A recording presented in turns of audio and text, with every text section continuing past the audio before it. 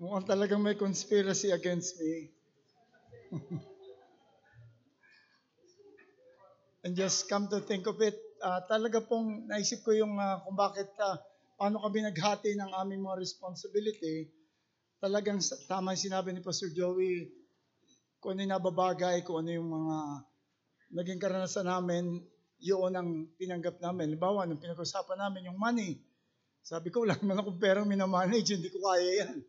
Si Pastor Joey, ganun din. Kaya napunta kay Pastor Rodel. Si Pastor Joey, totoo lahat yung sinabi niya. Gusto niya tahimik at magagalitin siya. Alam niyo ba, nung una kami magkakilala, hindi kami nga magkakilala niyan eh. Doon kami, isang school kami, engineering building, sa mechanical siya, ako ECE. Pagka during break, lunch break, nandun siya sa laboratory ng ME. Doon siya nag-aaral kasi tahimik, ayaw niya. Darating kami, magulo. Pag nakita niya yung mukha ko, talagang ginaganyan na pinapakita niya sa akin yung... Tapos aalis siya.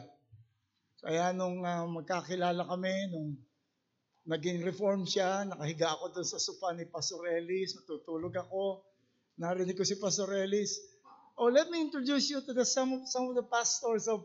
Tapos paglingon ko, nagkatama yung mukha namin. But soon, the Lord welded our hearts together. We became good friends. Ako ang nagkasal sa kanya, kahit mukhang matanda siya sa akin. Pero, at ang topic na nabigay sa akin is how to cope with anxiety. But because looking back, talaga ito yung mga bagay na pinagdaanan ko. The kind of life na nakita ko, ito talaga yung dapat na may karanasan ako dito sa anxiety. Nag-struggle ako with anxiety. Hindi lang pangkaraniwang anxiety, I got to the extent of seeking professional help para dun sa aking anxiety. At nakita ko rin na parang talagang alam ng Panginoon kung saan dadalhin yung mga anak niyang gusto niyang lumago. Napakarami po sa church namin ang mayroong panic attack. May problem with anxiety na ngayon ay nakikita namin ang kanilang pagpaglago. Kaya ito po ang ating tatalakayin. Tayo'y lumapit muna sa ating Panginoon sa panalangin at atin pong hingin ang kanyang gabay. Manalangin po tayo. Salamat po aming Panginoon sa patuloy na kalayaan na binibigay mo po sa amin sa pag-aaral at pagtingin ng iyong salita, pag-alam ng iyong kalooban. Dalangin po namin, Panginoon, na muli mong ibibigay sa amin ang lahat ng aming pangailangan upang sa ganon ay maging kapakinabangan sa amin ang pag-aaral na ito. Ilagay mo rin nawa, Panginoon, sa iyong kamay ang iyong lingkod na gagamitin mo upang maging mabisang instrumento ng iyong katotohanan. Salamat po, Panginoon, sa pangalan ni Jesus. Amen. Okay. Siguro just recently, sariwa pa sa atin yung kaso na nabalitaan natin, yung kay Eman Atienza. 19 years old, nag-suicide, namatay. Pero bago pa lamang nangyari yun, yung kanyang suicide, kinukwento na niya kung papaano traumatic yung kanyang childhood. Kung paano siya in-abuse nung kanyang nag-aalaga sa kanya, abused by words and by action, kaya't lumaki siyang depressed, bipolar, at may mga panic attack. Ang siguro naging mali lang ng magulang, ba't pinabayaan na nagpunta ng US at doon siya nag-suicide. At the following day, dumating naman yung news ng isang tatay. Hinostage niya yung kanyang dalawang anak. 7 years old sa isang 4-year-old na bata. Naging intense, napatay niya yung 4 years old at nabaril din siya bago niya mapatay yung 7-year-old son niya. At ang sabi ng asawang, dahilan lang naman niya ni isa lamang. Naging anxious siya dahil hindi niya kayang harapin yung mga pinagkakautangan niya. Malaki na raw yung utang. Anxiety ang kanyang dahilan. Dictionary defines anxiety as a feeling of worry, nervousness, or unease typically about an imminent event or something with uncertain outcome. It's like going into a dark room. Hindi mo alam kung ano yung makikita mo. Hindi mo alam kung ano yung masasalubong mo. Yung feeling ng uncertainty and fear and worry, yun po yung description nila ng anxiety. An online article defined it as a natural emotional response to perceived threats or stress. It becomes a disorder when the fear or worry is excessive, persistent, and interferes with daily life. Anxiety disorders are most common mental health conditions globally, affecting hundreds of millions of people. Ang World Health Organization ay nagsabi na 359 million people globally ang nagsasuffer ng anxiety disorder. Hindi po ito ordinary anxiety lang. It's already a disorder. Ang local statistics natin ay 20 million Filipino adults ay may moderate or to severe anxiety. Moderate to severe anxiety. We lie if we say we have never felt anxious. We have never felt worried or fearful. As I have said, prior to my conversion, I had anxiety. Undiagnosed siya. Hindi ako nagpa-diagnose, but meron ako laging fear na hindi ko maintindihan kung bakit. Magulo yung buhay namin. I was in college, self-supporting, mataas ang pangarap, sapagkat natatakot ako na pagkatapos ko pag may edad na ako, how will I support myself? Walang pamilyang magsusuporta sa akin. Nagkaroon ako ng fear na hindi ko alam kung ano. Hanggang dumating yung point na sabi ko sa kapatid ko na kailangan ko ng isang professional. So, in-schedule niya ako sa isang psychiatrist. Pero nung time ko na schedule, natakot ako dahil sabi ko, paano kung sabihin sa akin, loko-loko ka talaga. Lalo ako magiging anxious. Kaya, hindi ako sumipot. Nagkaroon ng courting relief nung mag-join ako ng fraternity.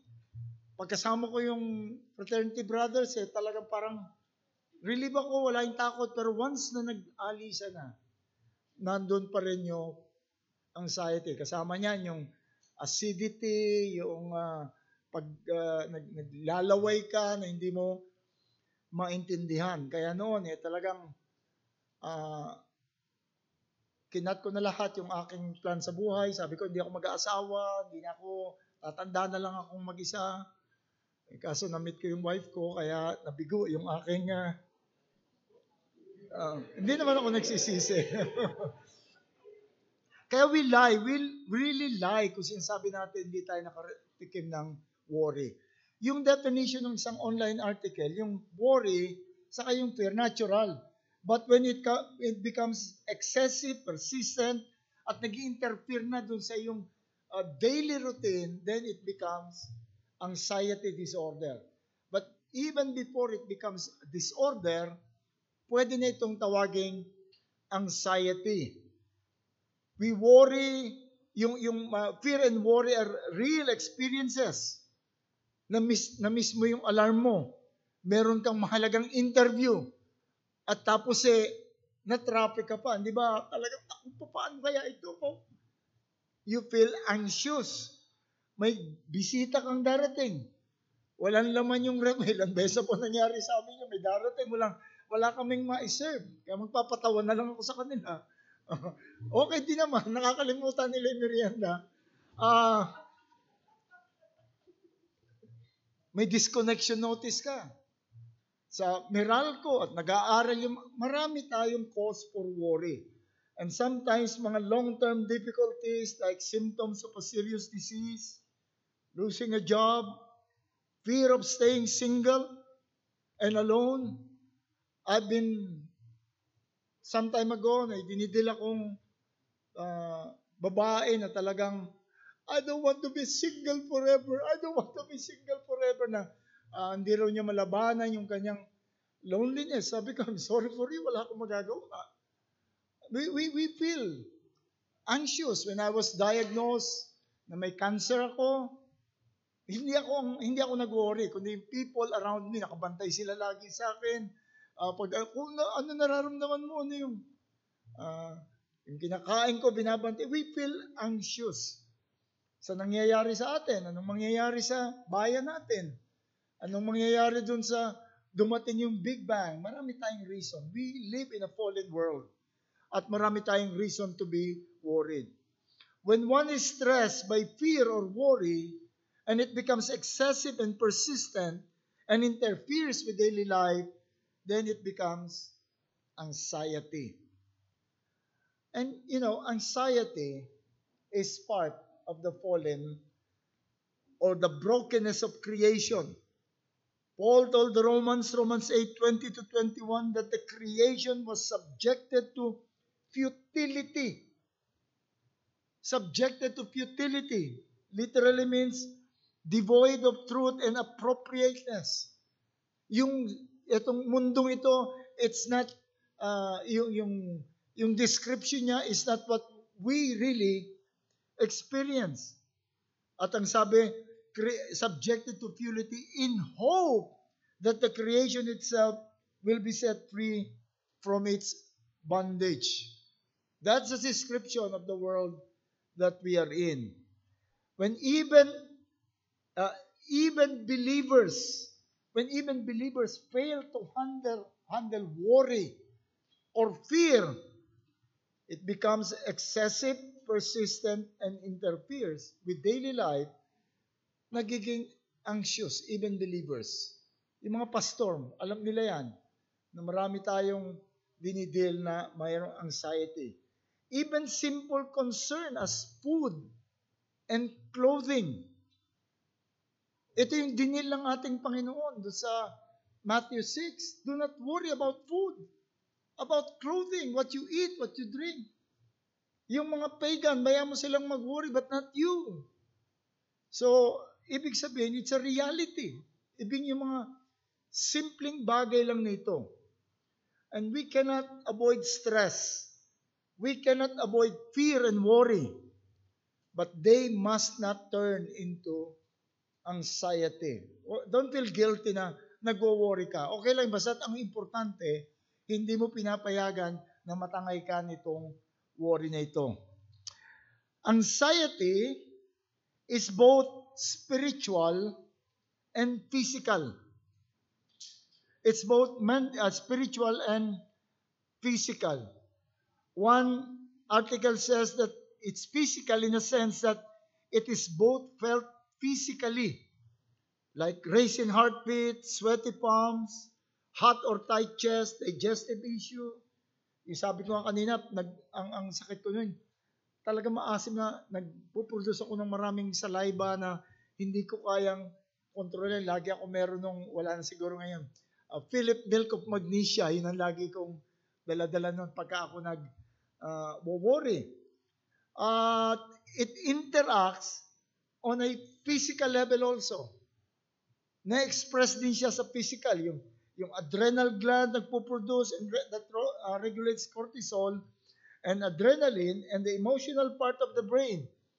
At maraming nararamdaman natin, yung worry natin, nararamdaman natin physically. We feel weak. Sabi nga, di ba, pagka galing ka sa iyak, umiyak ka, parang antok na antok ka pagkatapos, gusto mong matulog. Most importantly, anxiety may distort our perception of God. Yung sabi dun sa, yung argument ng ating Panginoon dun sa Matthew 6 about not worrying about food and clothing, kinunik niya rin sa Heavenly Father. Alin ba mas mahalaga, yung life mo na binigay ng Diyos o yung food to sustain that life? In other words, if God gave you life, why will He not sustain you with food? So it interferes with our view of the providence of God. God is our Father. He is the giver of life. it will affect our prayers. Ang prayer natin, minsan groaning na lang. Minsan crying na lang. Wala na ang papuri sa Panginoon. O kaya, Panginoon, ang iyong tanong, bakit ako pa? Bakit ako pa? Yan yung mga question ng mga anxious. Even our reading, pag nagbasa ka ng scripture na anxious ka, wala kang makukuha. Wala kang makukuha doon sa iyong binabasa. And fellowship with the brethren. Magiging burden ka pa. If iron sharpens iron, kapag anxious ka, worried sila. Di ba sa church, kaya pag may mga tao na pumasok pa lang, ito na haba-haba na ng mukha na, alam mo na, naku, may ano na naman to. Hirap ka na, hindi mo na alam kung ano gagawin. Magiging burdensome tayo to the people around us. Anxiety also is unbelief. And we would take that up later. Na parang ikaw ang may hawak ng buhay mo. Kaya pag hindi ka nagtagumpay, ikaw na yung dapat na you have reason to worry. Talagang kung tayo ang may hawak sa buhay natin, kung tayo ang nagpapalakad, talagang we have the reason to be anxious, to be worried. And we would see that later on. Almost all key figures in the Bible showed period of fear and worry that even led to anxiety. Think of Abraham. Doon siya sa Gerar. Naku, papatayin ako rito pag nakita ang ganda ng asawa ko. And it led him to sin. Sumunod yung kanyang anak na si Isaac. Si Jacob, yung pagtakbo niya doon sa kanyang kapatid, full of anxiety. Even Moses, Lord, they would almost kill me. They're anxious. Si Elijah even desired to be dead. David, ilang beses na yan na nagkaroon ng worry. Who among them can be a good model among these biblical figures? Who can be a good model to deal with fear and worries? Can it be Abraham? Isaac? Paul? They all failed one way or another in one time or another. But there is one person in the Bible na nasa kanya ang lahat ng dahilan to worry and to fear, pero victoriously, hinarap niya yung lahat ng cause na ito at hindi nabahiran yung kanyang karakter at siya'y nagtagumpay. Kilala niyo kung sino yun? Jesus Christ. Jesus Christ, our Lord Jesus Christ, the same perfect in Godhead and perfect in manhood, truly God and truly man. Pero sabi nila, bakit? Paano natin magiging halimbawa si Christ? Nagagayahin natin, God yun. Parang unfair naman, nagagayahin natin, God yun. But Jesus Christ is, huwag natin kalimutan, truly and perfectly man. Lahat ng katangian ng ating ng isang tao ay nasa Panginoon except sin. The Council of Chalcedon declared him as our Lord Jesus Christ, the same, perfect in Godhead, perfect in manhood, truly God, truly man, in all things like unto us, but yet without sin. Yun yung key doon. Kapareho natin but without sin. Tingnan natin ang ating Panginoon. Jesus is the perfect model of handling stress and worry. Habang tinitingnan natin ito, let's try to imagine yung mga bagay na nakakapag-worry sa atin, yung nakakapagbigay sa atin ng anxious thoughts, and let us compare with what Jesus Christ went through. Jesus had all the elements in life that can cause anyone severe worry and fear. Unang-una, di ba ang worry kapag meron kang haharapin na kapahamakan, haharapin na sakit. Jesus Christ, remember that from the time He entered ministry at age 30, alam na niya to the detail yung kanyang haharapin sa buhay. When He stepped into the ministry, alam na niya, probably even before, Alam na niya yung kanyang haharapin. Remember when he entered the synagogue during, in Luke 4, during the beginning of the ministry? Alam niyo yung story, he was, pumating siya synagogue, he was asked to read from the Bible, and he read from the prophet Isaiah, and this is what he read: "The Spirit of the Lord is upon me, because He has anointed me to preach the gospel to the poor. He has sent me to heal the brokenhearted, to proclaim liberty to the captives, and recovery of sight to the blind, to set at liberty those who are oppressed, to proclaim the accessible year of the Lord." Yun ang kanyang binasa. Book of Isaiah. And then isinara niya yung book, sinuli niya, and then he said in verse 21 of Luke 4, "Today, this scripture is fulfilled in your hearing." Pagkatapos yung basahin, as if he said, "Yes, that's me. Everything written in that book is about me." The book where he read from was part of the prophecy about the coming Messiah, taken from Isaiah 61. It was preceded, Isaiah 61 was preceded by what we call the four servant song. Yung song na dinidescribe yung coming Messiah, the servant of the Lord, in the language of Isaiah. And what was said about that servant? In Isaiah 52 verse 14, "His appearance was so marred beyond human semblance." 53 verse 3, "He was despised and rejected by men, a man of sorrows and acquainted with grief." 53:6, "But He was pierced for our transgression, He was crushed for our iniquities." 53:7, "He was oppressed and He was afflicted, yet He opened not His mouth. Yet it was the will of the Lord to crush Him. He has put Him to grief."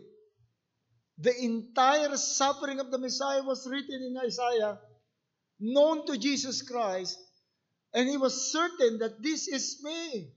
This is what is going to happen to me. His agony is much worse than the agony any one of us have experienced. Kaya nga sabi niya, yung mukha niya is beyond recognition. Hindi na siya mukhang tao nung ipako siya doon sa krus. Suffering, alam niya lahat ito. Pagpasok pa lang niya, alam na niya ito. Yung physical suffering niya, for example, suffering is great. That if it takes us from a good condition, yung suffering niya, kung tayo nag-suffer, yung good condition natin from the time of suffering, hindi masyadong malayo. But Jesus Christ, remember, He was from heaven. All the bliss of heaven, the perfect fellowship with the Father, at tapos pupunta siya sa isang lugar where He will be despised, where He will be rejected. Consider the death on the cross. Alam ni Christ kung ano yung detail. Every prick of that thorn, every whip na tinanggap niya, alam niya perfectly yung kanyang tatanggapin ito. Yung emotional suffering, He said, He was despised and rejected. People will despise me. People will reject me. He knew He was and continued to be insulted, mocked, betrayed by friends. Tayo naman nakaranas din na traitor rin ng kaibigan, di ba? Nakaranas din tayong ma-disappoint sa ating mga kaibigan. But none of those friends na nanakit sa atin, nagbetray sa atin, none of them we love perfectly. Meron ba nila inibig perfectly? No. Lahat ng pag-ibig natin may kasamang may bahid ng selfishness. But Jesus Christ was mocked, was rejected, ridiculed by people that He perfectly loved. Yun lahat yung kanyang harapin.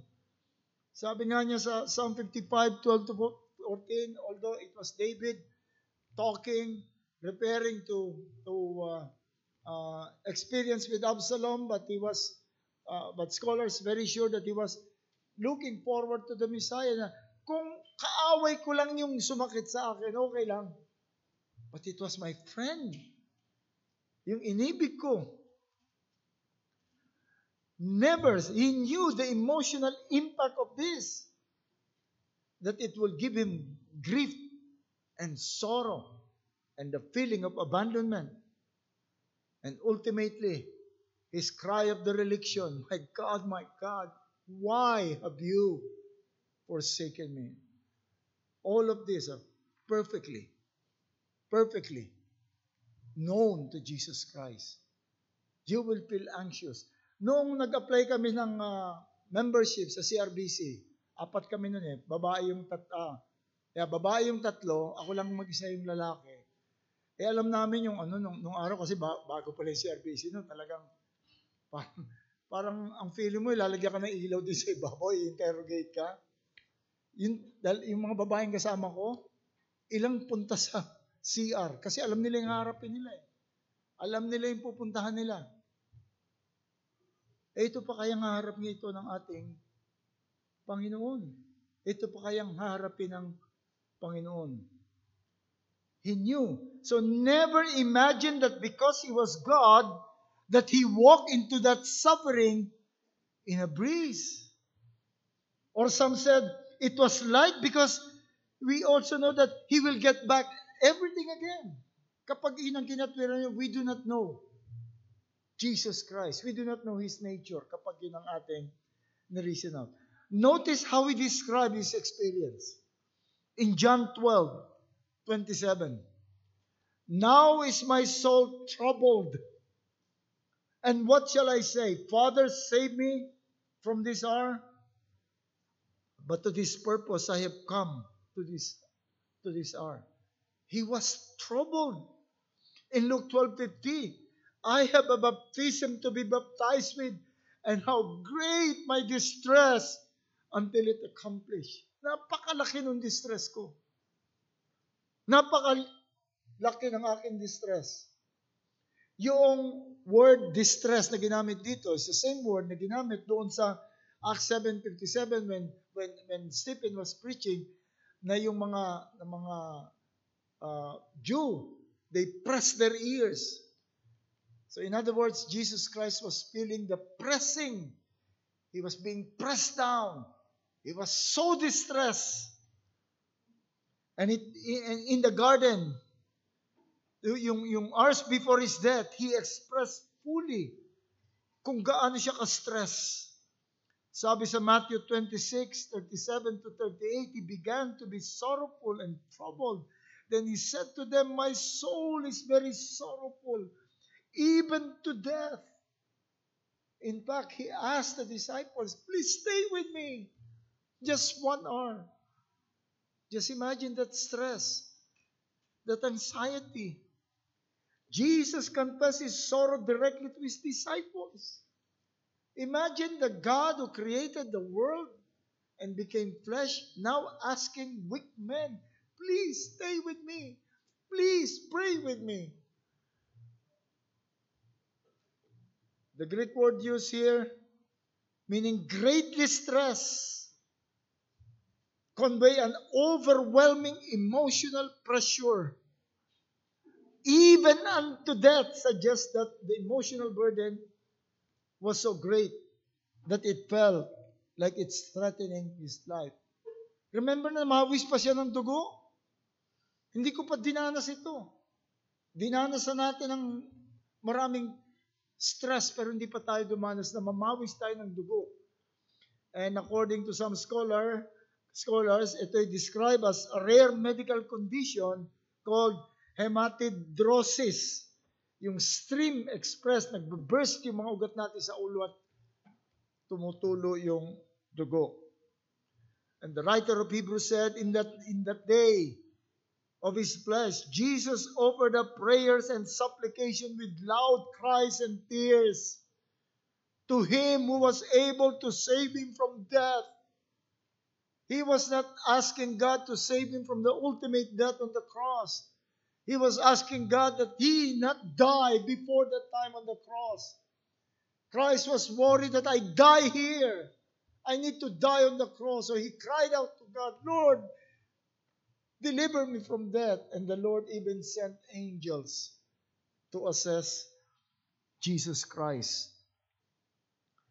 This show that Jesus did not approach the cross with emotional detachment. He felt it. The full weight of betrayal, abandonment, physical pain, and divine wrath. He felt it. Naramdaman niya lahat ito. Can we compare our worry? Ano bang worry nyo? No, I'm not asking you a question. Do not answer. Just think, ano bang nakapagbigay sa inyo ng worry? Matanggal sa trabaho? Tumandang dalaga o binata? Maging alone? Magkamali ng pagpili? Marami tayong worry, pero not to be compared with what Jesus Christ experienced. Ganito tayo, paano ito hinandle ng Panginoon? Paano niya ito hinandle? It was expressed clearly when he was about to face the final suffering. Doon natin makikita yung paraan ng pag-handle niya ng stress. Where he was about to experience the most brutal and most savage form of torture and death. Where he also experienced the ultimate spiritual suffering, that he will be abandoned by the Father, doon na nakita yung ganitong suffering. Dito natin nakita kung paano niya ito hinandle.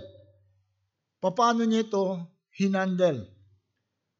We read in Matthew 22, beginning verse 39, he came out and went as was his custom to Mount of Olives, and disciples followed him, and when he came to the place, he said to them, pray that you may not enter into temptation. And he withdrew from them about a stone's throw away, and knelt down and prayed, saying, Father, if you're willing, remove this cup from me. Nevertheless, not my will, but yours be done. And there appeared to him an angel from heaven, strengthening him. And being in agony, he prayed more earnestly, and his sweat became like great drops of blood and falling down to the ground. And when he arose, he prayed. He came to the disciples and found them sleeping for sorrow. And he said to them, why are you sleeping? Rise and pray, that you may not enter. So dito kita natin kung paano niya ina-handle. Ang unang-unang mapansin natin dito, he clung to the fact that God is his Father. That God is his Father. He prayed, Father, if you are willing. He cried to his Father. He was aware of the full implication of being the Son, the begotten Son of God. His Father who said once, when he entered the ministry, he said, this is my beloved Son, in whom I am well pleased. And Jesus Christ knew very well and understood very well the care of the Father. And this is the same argument that he used to pacify the anxiety of his followers in Matthew 6, the passage we read a while ago. Yung mga nagwo-worry about clothing, nagwo-worry about food, nagwo-worry about life. Pag sinamarize mo yung sabi ng Panginoon doon, is saying, why are you worrying? God is your Father. God is your Father. Even yung prayer na tinuro sa atin, Our Father. Kasi para pag nakita mo yung enormity ng prayer, dapat maalala muna na God is the Father. God is the Father. Peter likewise, if you would read Peter, the first letter of Peter, Peter was addressing a church that was severely suffering. You would think that Peter would be tender and soft, but instead, he said, do your duty as Christians. Why? Because you've been adopted. You're a child of God. God is your Father. Napakalaking argumento niya na God is our Father. Father implies care. It implies love. It implies inheritance and security in the end. Most specifically, love. When did God love you? Kailan tayo sinimulang mahalin ng Diyos? Kailan tayo sinimulang mahalin ng Diyos? Hindi tayo sinimulang mahalin ng Diyos. Naniwala kayo?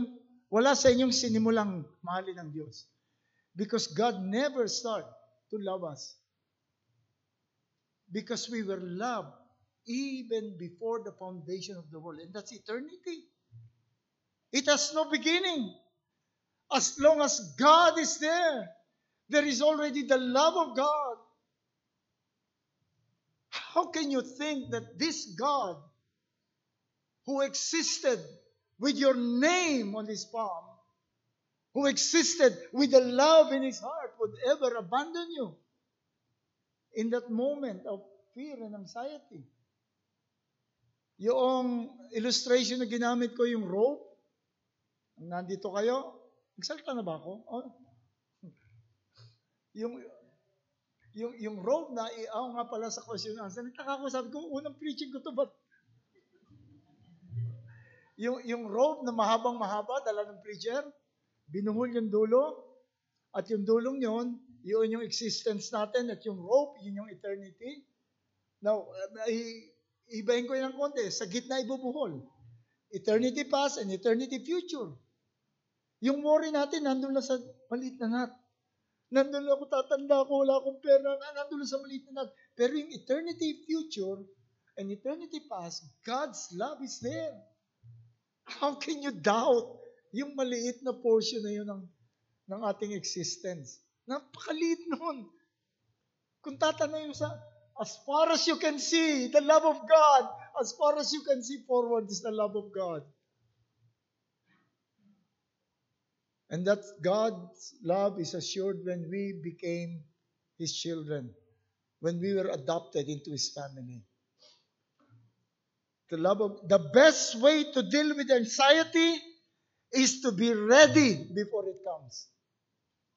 Always meditate on the fact that God is our Father. Secondly, Jesus Christ,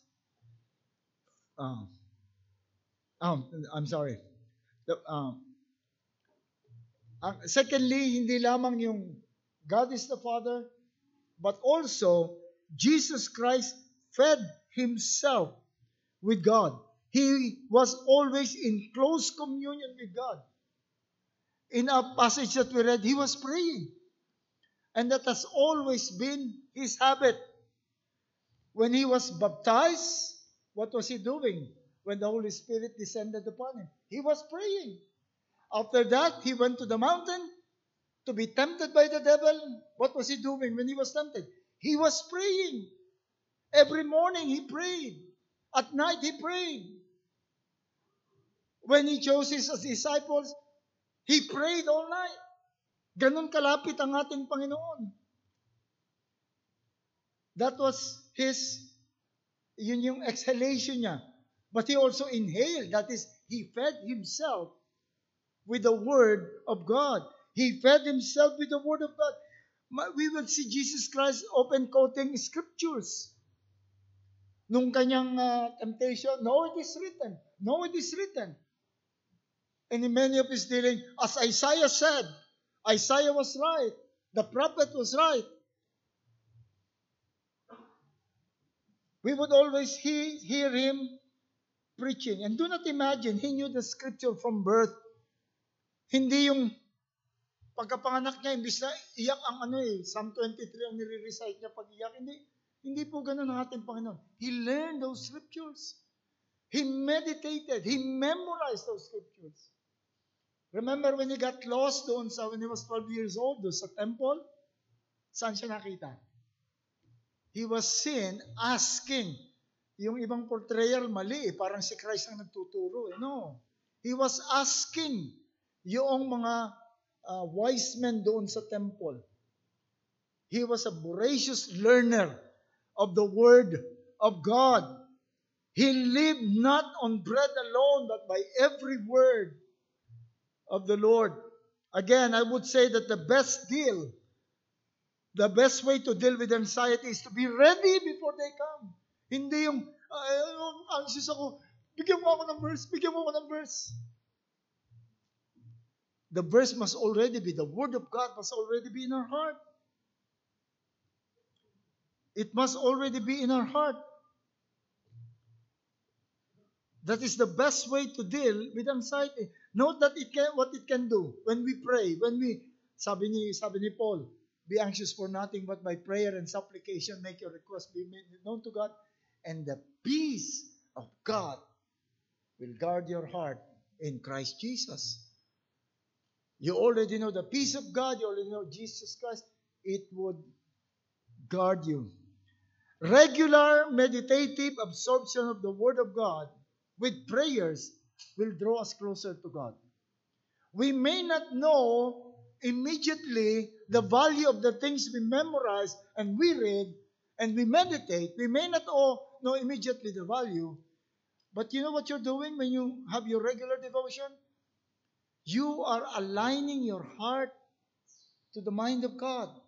So when things come, Jesus Christ told his disciples, do not even prepare. I will supply what you would say, how you would feel. Where will the Lord get the supply? He will not send angels to whisper to us the word, but what we have planted in our hearts. Alam niyo, nung 3 years nagturo ang ating Panginoon, hindi naman naintindihan lahat ng mga apostles yun eh. Hindi naman immediately alam nila eh. Pero nung makasalubong na nila yung trouble, this is what Christ has said. This is what meant by when Jesus Christ did this. Fill our hearts and mind with the Word of God. When a person is depressed and anxious and will come to me, the first thing I would ask is, how is your personal devotion? How regular is your prayer? Yung taong yung si Fermin daw, yung Ferming depressed, anxious, ito yung malayo sa Word of God. Ito yung 100% sure. Wala siyang regular, meditative absorption of the Word of God coupled with intense prayer. Yung akin pa ring challenge sa church stands. You come to me and I will tell you kung may regular devotion ka o wala. Because you would observe in life, he cannot, yung matisod lang, depressed na anxious na. Nakita lang niyang wala nang load yung kanyang cellphone. Naku, paano lang buhay ko nito? Because he does not understand God. Walang ammunition sa kanyang puso. So again, the best way to deal with anxiety is to prepare for it. Fill your hearts and mind. Then you would be like Peter, nandun siya sa, naka-change siya ron, simba nagbanggit ka na, naka-change siya at singing. And natutulog. Ganon din si Paul, saka si Barnabas. They were chained. Hey, why don't we sing? Because they know God. Their hearts are filled with God. Makikita mo kahit na nung when I made an announcement sa mga relatives ko na I have cancer. Makikita mo yung mga laman ng puso ng mga tao. At doon ko nga napansin, yung mga unbelievers pala ayaw banggitin yung word na cancer. Yung mga relatives ko na sa abroad, laging, I heard you have the big C. You know what? Like, what? Cancer? Because the Word of God will give you the strength. And then, thirdly, not only close communion with God, not only clinging to the fatherhood of God, but the determination to do His will. Lord, he expressed how he feels. Lord, if it's possible, take this cup away from me. But wait, Lord, not my will, but yours. That was his determination to do nothing but the will of God. From the very first encounter with pressure, this was what he expressed. Kailan ba natin nakita yung first pressure niya? Doon sa temptation. When he was tempted 40 days and 40 nights. Hindi siya nakipag-argue with Satan. Hindi siya sabi, bakit ba sa akin dumating to? Immediately said, no, I cannot do that. Because it is written. Because it is written. Because it is written. Hindi po magic yun. May naging pastor ako in the past na may memorize namin yung scripture pagka may temptation, i-quote mo yung scripture. I-quote mo yung scripture ay aalis yung temptation, aalis yung trouble. Kaya nung minsan kami ni Rolly no, ginagawa namin yung church namin noon. Pumarada yung pastor do sa yung motor niya. Ginawa ko, kalokohan ko pa na bata pa ako. Sinabita ko ng parang yung jacket na, kasi yung ginamit naming place, morgue dati, yung maraming mga table na mga stainless. Ginawa namin church yon. So takot silang lahat. Sinabitan ko sa dilim, ng jacket ng pastor na may helmet. Gaganon-ganon yung helmet niya sa tapat ng motor. Pagkakita niya, there is power. That was not Christ.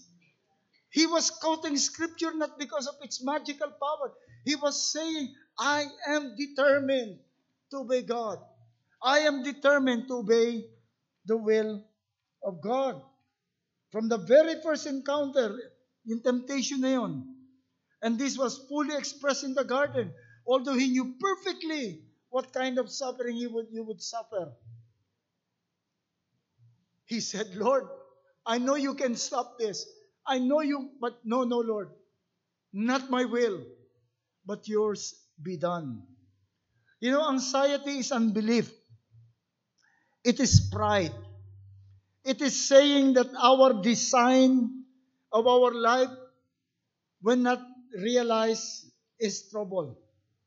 Yun ang anxiety. May gusto ka mangyari, may na-expect ka mangyari, at hindi mangyayari, at alam mong baka hindi mangyari, doon nagsisimula yung anxiety. Dahil yung design mo sa buhay mo, hindi yun ang mangyayari. Gusto kong maging maginhawa kami, pero ang nakikita mong direksyon ay pahirap. Naku, Panginoon, then you become anxious. Anxiety is unbelief. If I cannot control things, I will worry. Kaya nga marami tayong if only ganun ang mangyayari. If only. Pero hindi nangyayari, so we feel anxious. If the good that I'm supposed to be will not happen or will not be assured, then I'll be anxious. That's unbelief. There is no one managing, and ibig sabihin, there is no one managing my life but me. So I need to be careful. I need to be diligent. I need to be scheming in the way I manage my life. Because I am the one managing my life. Jesus knew the beauty of wisdom, the wisdom of God's plan, so he can trust and fully submit to the will of God. He knows the will of the Father. He said, I want to do only your will. Alam niya na magandang pagdadalan sa kanya. Kahit sa kanyang paningin, hindi. When one time, nagpalinis ako ng under chassis nung van pa yung dala ko, yung Kia van. Papaspray ko yung under chassis. Dinala ko sa isang car wash. Pinaakyat ako doon sa isang, hindi ko alam kakayanin yun eh. Parang rickety na pataas na gano'n na para maitaas.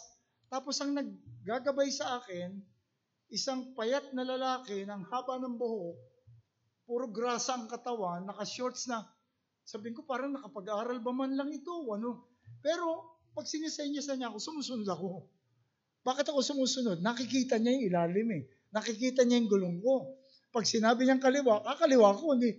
Sino ka magsasabi sa akin? College graduate ako ba? Hindi ko gagawin yon. Susundin ko siya kasi nakikita niya. Alam niya yung saan ako papupuntahin. Alam niya kung paano. Sometimes, we so trust the person, kagalang-galang yung tao, doktor o teacher, kahit hindi natin alam yung ginagawa niya, susundin natin dahil sa tao. So in other words, it's a matter of faith, in a matter of recognizing the authority.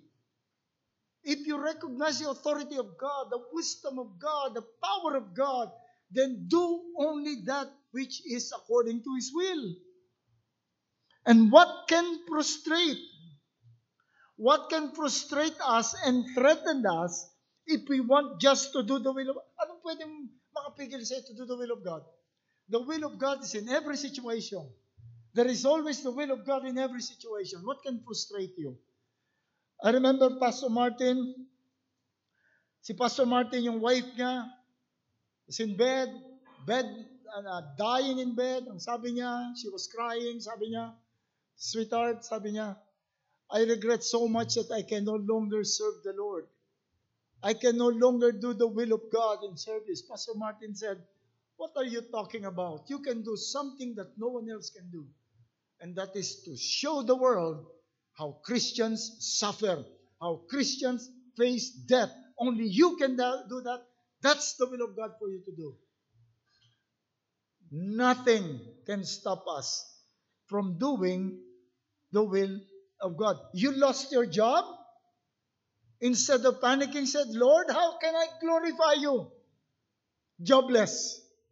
How can I know and obey your will in this condition? Everywhere we are. So kaya ang isang taong ang puso niya ay determinado to obey the word of God. Nababago lang yung direction ng alam niyang will at hindi tatama ng anxiety. Ang tinatama ng anxiety, napakaraming pangarap sa buhay. Napakaraming gustong marating. Napakaraming gustong ma-accomplish kaya pag nawawala yun. Remember, I think na balita ko na sa inyo yung prayer ng isang babae na nung ma-diagnose siya may sakit, Lord, wag mo muna akong kunin, hindi pa ako nakarating ng Boracay. So, bigo na siya kagad doon. Bigo na siya kagad. Lord, may pangarap ako. Hindi ba ako nakapunta ng Korea? Hindi ko ba nabisita ang Taiwan? Frustrated ka talaga. But if will ng Panginoon, sabi lang, well, it's not the will of God. Let's see kung anong will ng Panginoon. If we are determined to do the will of God, there is no condition under heaven that can stop you to do the will of God. And lastly, hindi ko na naurasa yung sarili ko, but okay lang. Lastly, Jesus Christ took life one day at a time. He took life one day at a time.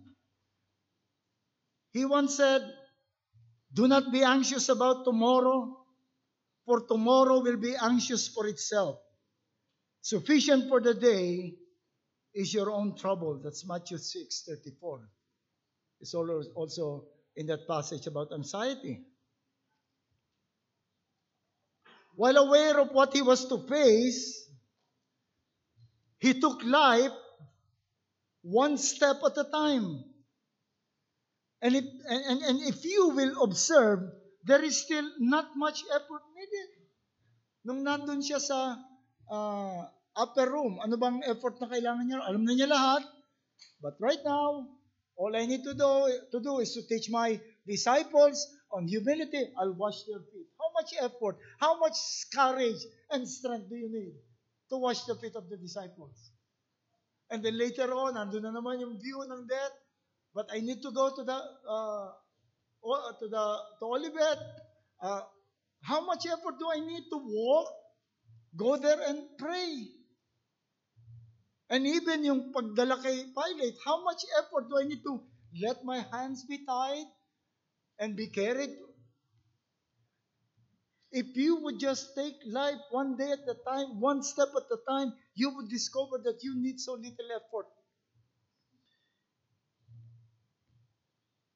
To submit self to trial and enemies, lahat yan hinarap ng ating Panginoon. Many times, what secures us is a visible assurance of the future. Yun ang nakaka-secure sa atin, nakaka-alis ng anxiety. Yung loaded bank account, loaded na GCash, siguradong papasaka yung future. Yun ang nakakabigay sa atin kagad. Mabuti yung health ko, iingatan ko yung health ko. At pag hindi natin nakikita na doon papunta yung direction, we worry. We worry. What will happen? So we work. We work harder to recover yung nawawalang direction. And many times we sacrifice the present on the altar of the future.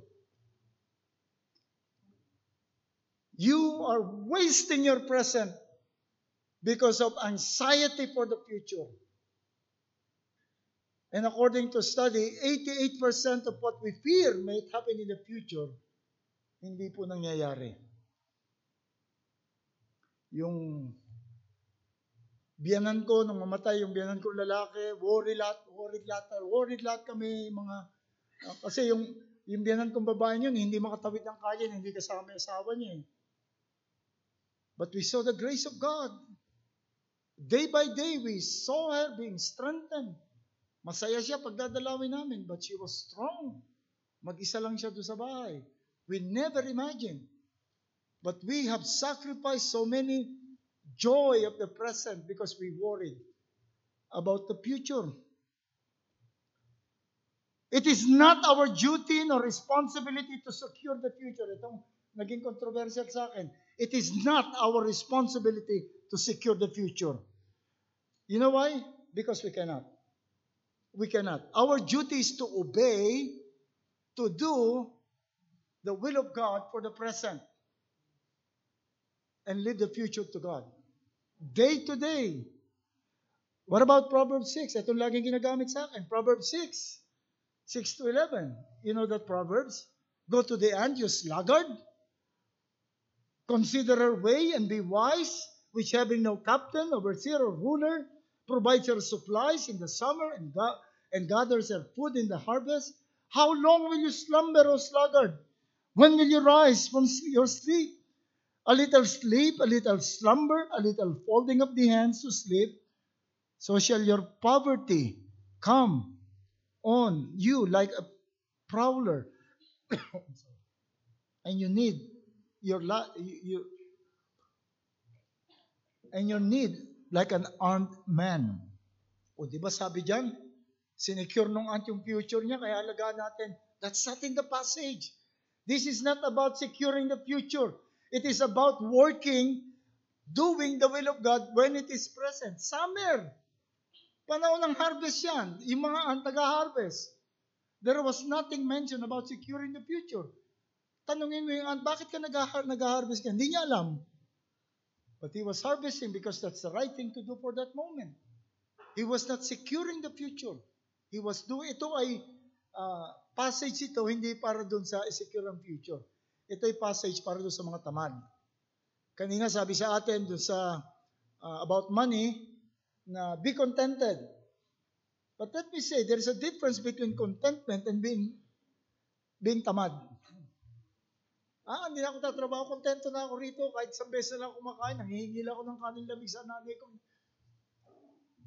Yun ang sinisita rito. Meron kang dapat gawin. It's not about, it's a passage about responsibility. This is not a call to secure the future, but an indictment to the sluggard, saying that there is a difference between contentment and being lazy. You do what the will of God is for you to do today, at this moment. Mamaya, meron uli, gawin mo uli, and let God take care of the future. We really cannot secure the future. I was so stupid at age 20, yung high school pa lang ako, nakaplano na yung life ko. At age 21, graduate na ako ng college. At age 22, dapat kumpleto ng gamit ko. Mag-aasawa na ako noon. Nung araw kasi, pag 21 ka, wala ka pang prospect na mag-asawa. Matandang binata ka na. Noong time namin yon. Nagsimula na ako. Pagtrabaho ko, bumili ako ng dining set, saka sofa. Apartment na lang kailangan. Hanggang na bulok yung dining sofa, hindi ako nagka-apartment. Nung mag-asawa ko, wala ako, kaldero lang ang gamit namin. You cannot really secure the view. What you can do is just to.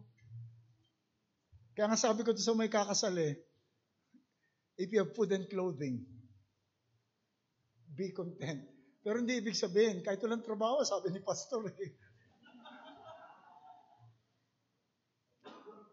It means do not desire more than what is needed or what is necessary. Live your life in obedience to the Word of God day by day. Kita niyo sa Scripture, si Moses, nung kaharap siya doon sa Red Sea, ang imagination natin, doon sa napanood natin kay Charlton Heston, bumuka yung dagat, tapos lumakad siya. That's not what the Bible says. The Bible says to Moses, step forward. Do not wait for the ocean to part.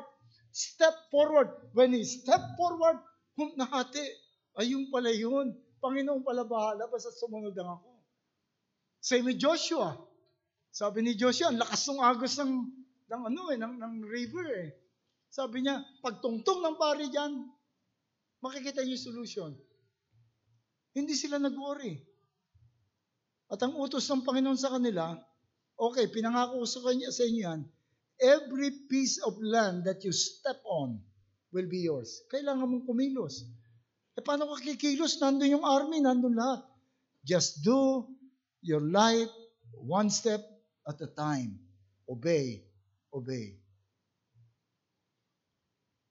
When you're motivated with obedience and looking for the glory of God, when you look back, you'll be surprised. Hindi namin alam kung papaano kami nakaraos na mag-asawa, nakapagpaaral kami ng 5 anak, nakatapos ng college lahat, may asawa na, meron pa pala isang, hindi, wala pa. Hindi namin alam. Yung sobrang hirap na dinaanan namin.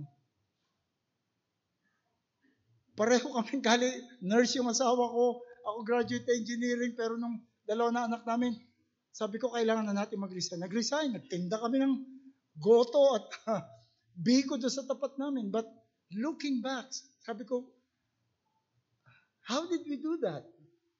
Because we took life one step at a time. Huwag kang mag-worry about tomorrow. This is a fallen world, inhabited by fallen man, run by fallen principles. We will always have trouble. You cannot control anything. There is a time to be born and a time to die, a time to plant and a time to pull up. But God made all things beautiful in His time. He runs this world. He is a merciful and loving and wise God. Ang kawawa kapag wala ka kay Kristo. You have no model like Christ. You don't know Christ. So it's an invitation for us to come to Christ. Be anxious for nothing, but in everything by prayer and supplication with thanksgiving, let your requests be made known to God. And the peace of God, which surpasses all understanding, will guard your hearts and minds through Jesus Christ. Let's all pray. O aming Panginoon, we thank you that you run the world, that you run our lives, that we can always rejoice in all things, that we can always hope that all things will work together for our good. And so, Lord, we ask again that you would forgive us if we fall into anxiety. May you bless this truth in the heart of everyone. In Christ's name, amen.